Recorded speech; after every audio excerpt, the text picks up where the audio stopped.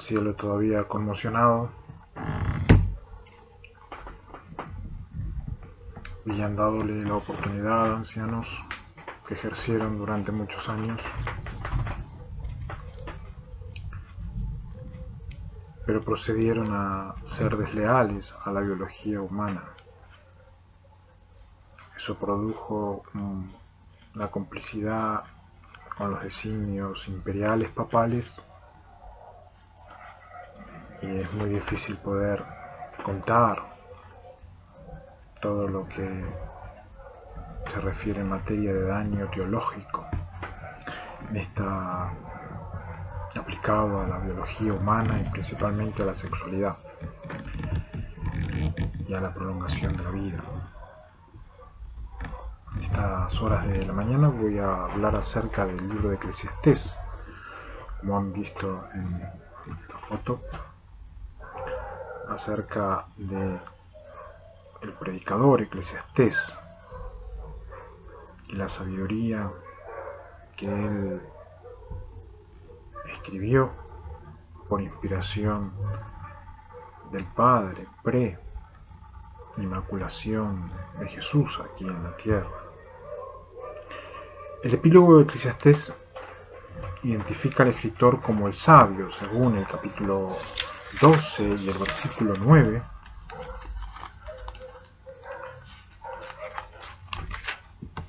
Además de ser sabio, el maestro impartió conocimiento a la gente, ponderó, investigó y ordenó muchísimos proverbios.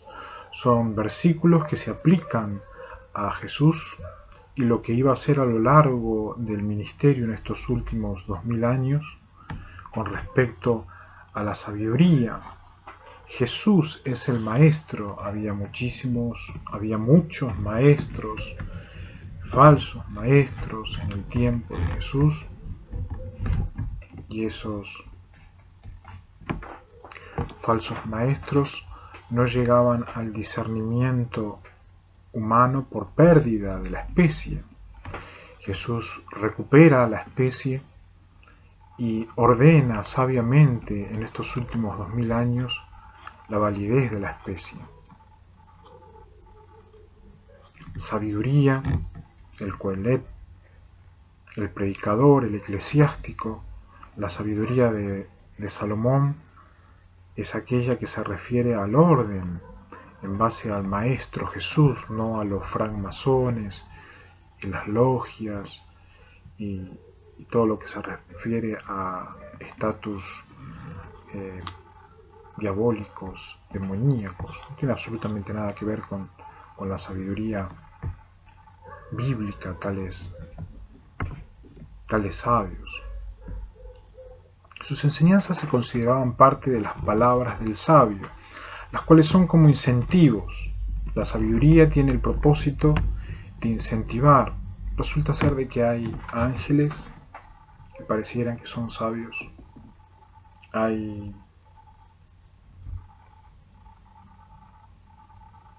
individuos que se visten con camisa, que se visten con diferentes atuendos que parecerían ser de cartas pastorales y parecerían ser maestros de la ley, maestros de la ciencia, maestros del gobierno, maestros del registro, maestros de la ciencia religiosa, y uno queda chasqueado, uno queda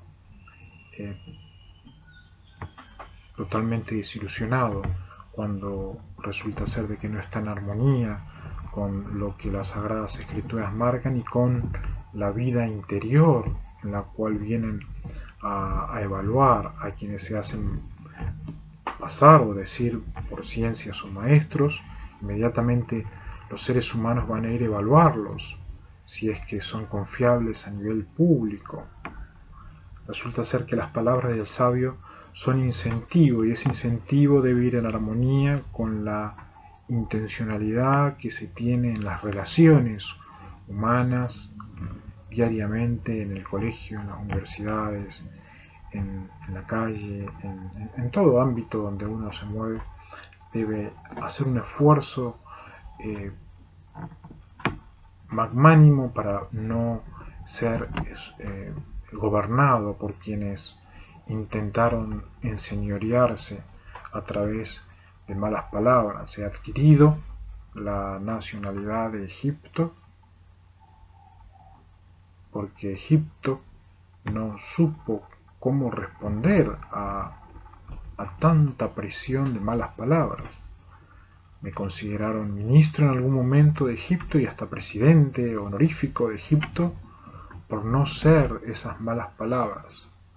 Tiempos muy difíciles donde los individuos que ejercen el ministerio público y privado deben demostrar la integridad a través de la sabiduría y de incentivar la sabiduría, y esa sabiduría que se incentiva debe volver con una confianza mutua donde no debería haber traición en alguna de las partes.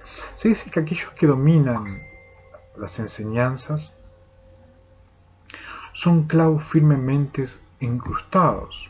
Dice el capítulo 12,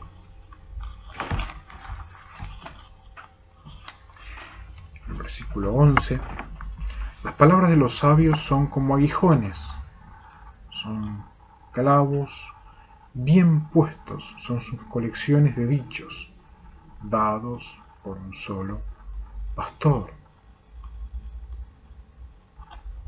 La palabra firme y segura es una palabra sabia, y esas palabras sabias deben estar en armonía con las ciencias.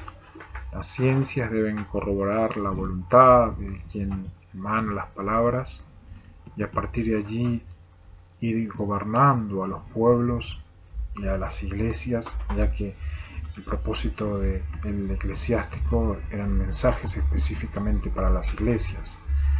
Tengo entendido que siguen traduciendo en diferentes idiomas. Uno de los propósitos es poder llegar a las iglesias cristianas que no tienen inconvenientes en diferentes geografías del mundo, y de esa manera aplicar lo positivo de las enseñanzas y de las tesis de Jesús. Tales ideas representan la perspectiva de la literatura bíblica de sabiduría. Aunque el tema de la sabiduría está presente a través de la Biblia, la mayoría de los eruditos consideran que Job, Proverbios y Eclesiastés son la literatura bíblica de sabiduría en el sentido más estricto. Fuera de la Biblia, tanto en la escritura judía como pagana, existen muchos textos que podrían ser llamados literatura de sabiduría, un género que se puede reconocer por cómo habla o lo que se dice, y a partir de allí es que la ciencia se aplica ya a la hermenéutica, la interpretación y la formación. Pude registrar, por ejemplo, en mi cuenta lo que escuché, pero no lo que siento o lo que deseo que sientan otros. Fueron estratégicos, hicieron hasta un libro, y el propósito era que el pastor, el eclesiástico, sienta esas palabras. Las cárceles que colaboraron con falsos ancianos y con inclusive extraterrestres y clubes bajaron eso a la mente. Muchos sufren esa carpeta. Insto a todos los atómicos, principalmente en Asia, y a todas las cárceles del mundo, no permitir el acceso a presos y a seres vengativos que han perdido en las guerras, familiares, amigos, ya que eso destruye la mente humana y hace de que la guerra vuelva a quedarse en diferentes lugares de donde se sufren los campos de concentración.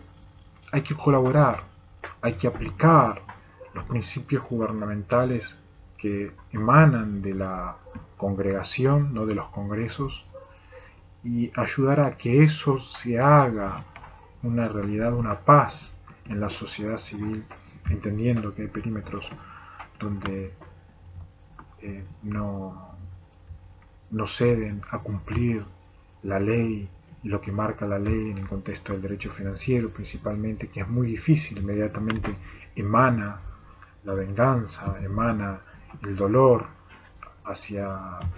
desde el exterior hacia el interior de los países. Allí es donde debemos reconocer la sabiduría en materia de género, porque se puede reconocer cómo se habla y lo que se dice. Lo que se dice debe ser lo que se habla. Íntegro es aquel que lo que piensa, dice y hace. Satanás, los concilios estratégicos toman el espíritu y engañan a los sistemas, donde en la computadora se puede ver de que una persona que no maneja cultura club, de repente maneja cultura club. Lo dirían en la película que muy bien graficó Richard Gere. De repente uno es Roy y de repente uno es Aarón, y ellos se hacen la ley de oro y van haciendo un camino como que son oro, y Roy y Aarón se van mezclando en la mente de los ciudadanos. Eso se hace todo con espiritismo, donde el satanismo se va desubicando en diferentes lugares, principalmente de Holanda, de Brasil, Francia, Gran Bretaña y Paraguay, y practican los designios de California. Insto a estos países a no practicar más tales designios, ya que Asia no posee sabiduría por falta de especie, tienen muy pocos hombres que administran sabiduría. Inmediatamente vienen al faraón a decir que falta que cumplan, y falta que cumplan todo, y proceden como Lisboa y como la cobra, lamentablemente, a herir.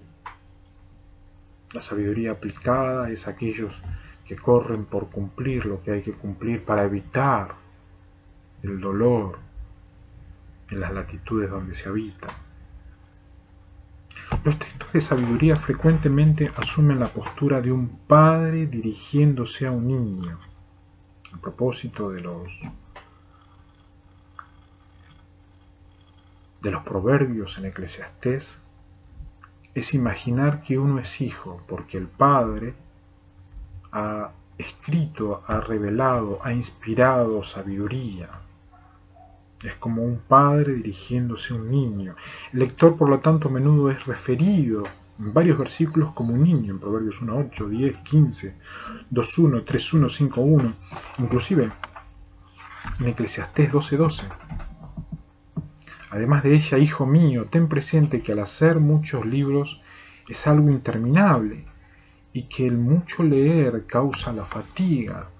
El sabio Salomón ya decía de que el verdadero coelet, el verdadero predicador, es aquel que iba a estar eligiendo qué poder decir en ciertos momentos determinados, y no aquel que iba a estar empachado de muchas lecturas. Esos consejos son del Padre hacia todo aquel facultativo que busca sabiduría e intentan mantenerse en armonía con la letra, con el hábitat y con el prójimo y con los vecinos. Aplicado, por supuesto, primeramente para cada pastor sincero que defienden la congregación como una familia humana y la estructura biológica como una ley canónica no transable en ningún aspecto de la ética pastoral. La sabiduría, la literatura de sabiduría usa dichos proverbiales y parábolas, al igual que listas mnemónicas, o sea, para ayudar a la memoria, o numérica, por ejemplo en Proverbios 1:1, 10:1, 30, 15 al 16, 18 al 19, Proverbios 21 al 23 y 29 al 31, y Eclesiastés 12:9. La literatura de sabiduría se concentra en temas éticos dentro de los textos de sabiduría, hasta el punto de hablar sobre la conducta del propio Dios, como lo hace en varios, varias veces Job. La figura del sabio está en el corazón de la tradición, de la sabiduría. A veces el sabio es simplemente un adjetivo para connotar que un individuo fue considerado inteligente, hábil o devoto, según Deuteronomio 1:13, Primera de Reyes 2:9. Hay otras ocasiones que se asumía que una persona sabia era miembro de una clase social de sabios, cuya función incluían los maestros, los consejeros, los gubernamentales e inclusive los escribas. El sabio era la personificación de la sabiduría, el maestro de la tradición y el maestro de todo aquello que ansiaban la enseñanza. El sabio era y es el opuesto al necio. Dice Eclesiastés, el capítulo 10 y el versículo 12. Las palabras del sabio son placenteras, pero los labios del necio son ruina. La palabra atestigua en cierto sentido técnico la presencia de los sabios en Egipto, por ejemplo, en Génesis se habla al respecto, en Babilonia, en Persia, donde estuvo Daniel, inclusive en Israel, lugares donde hebraicos estuvieron y nacieron y demostraron amor por la sabiduría y se mantuvieron del lado de, del cielo, de la teología y del entendimiento de la sabiduría en la tierra para poder ayudar a otros seres humanos y estar en armonía con el cielo y con la voluntad. Ejemplos significativos de literatura de sabiduría se han descubierto a través del antiguo cercano oriente. Ejemplos egipcios pueden ser vistos, por ejemplo, en las instrucciones de Ptahhotep y las instrucciones de Ani. También en Mesopotamia se encuentran textos tales como la sabiduría de Aikar, la Teodicea de babilónica y hasta aspectos de la épica de Gilgamesh, algo muy importante para los que han rendido sagradas escrituras. Muchos de estos textos contienen ideas y términos que son similares a los que se ven en las tradiciones bíblicas de la sabiduría. Para algunos eruditos el contacto entre la Biblia y otra literatura del antiguo cercano oriente parece más, parece más cercano al campo teológico en sí. Literatura de sabiduría continuó en la literatura judaica en el período post-bíblico. Textos, por ejemplo, apócrifos como la sabiduría de Sirásida o el eclesiástico, la sabiduría de Salomón, que atestiguaban la vitalidad de la tradición.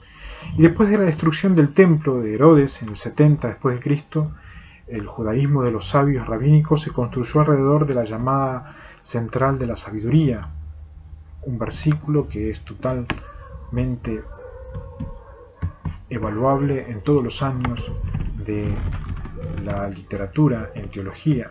El temor del Señor es el principio del conocimiento. Proverbios, el capítulo 7, el capítulo 1, el versículo 7, 22:4 y Eclesiastés 12:13. La voluminosa producción literaria judía de Mishnah, Misdra y Talmud ha llegado a considerarse afectuosamente como la literatura de los sabios, pero ninguna de estas literaturas ha podido sobrepasar el principio de la sabiduría, que es el temor del Señor. Nos encontramos en tiempos donde han impregnado el lema: estoy dispuesto a hacer de todo, estoy dispuesto a que nadie se interponga en mis intereses, y un montón de lemas patoviquenses que no tienen absolutamente nada que ver con el temor de Jehová, que es el principio de la sabiduría. Ese principio de la sabiduría es lo más puro de la Eclesia aplicado a la fecundidad de la ciencia, no de la cienciología. Y a partir de ese concepto es que lo que hago, lo que procedo, es en base al temor de Dios y a la voluntad de Dios, con propósito de hacer a mi prójimo lo mejor de mí, esperando que Él haga lo mejor para mí. Ojalá que sea este principio, el temor del Señor, el principio del conocimiento, el principio de cada día, en todos aquellos que debemos administrar la letra y debemos honrar al cielo por todo lo que ha hecho y por la traición indirecta que de alguna manera hemos causado. Que Dios bendiga a todos los continentes del mundo en estas horas.